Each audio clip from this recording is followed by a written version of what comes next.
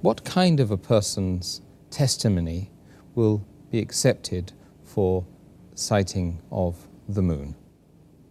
As the beloved Prophet Muhammad said, as I mentioned earlier, in Sunan Nisa'i, the book of fasting, hadith number 2118, the beloved Prophet said that if two just Muslims, if they sight the moon, then you can start fasting or you can stop fasting.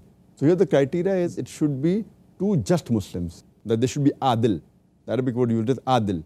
It comes from the root word adal, which means straight, which means upright. It's opposite of a crooked person. And adil is a person who does all his obligatory acts, all his farais, and he does not commit any major sins, and he persistently does not commit any minor sins, completes all his obligatory acts, includes he fasts, he prays, he gives zakat, etc., etc., and does not do any major sins, which we discussed earlier in the previous episode of major sins, does not slander, does not backbite, etc. The person should be of a good character and should have good eyesight. Being adil is a must. The person, besides being adil, the person also should have a good eyesight, because only if he has a good eyesight can he sight the moon. If he doesn't have a good eyesight, only being adil is not sufficient, because then he may be deluded. So besides being adil, he should also have a good eyesight. And the criteria that's always laid down by Allah subhanahu wa ta'ala in the Quran, the person should be strong and should be trustworthy. As Allah says in the Quran, in Surah Qasas, chapter number 28, verse number 26, the criteria for such type of people are that they should be strong and they should be trustworthy.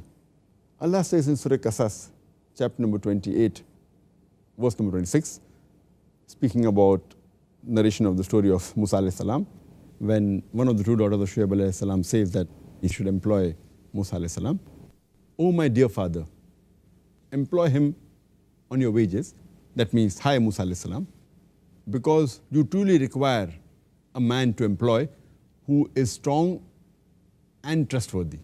So strength and trustworthiness, these are the two criteria which are required. And a similar message is repeated in Surah Namal, chapter number 27, verse number 39, when Ifrit, one of the jinns, when he's asked to get the throne of Queen Sheba, then he says that truly indeed I have got strength and maybe you can trust me. Means one is the job is entrusted to him. He says he has got strength and you can trust him. So trustworthiness and strength are the two criteria required. So witness should be adil, that he should be trustworthy. That's what's important.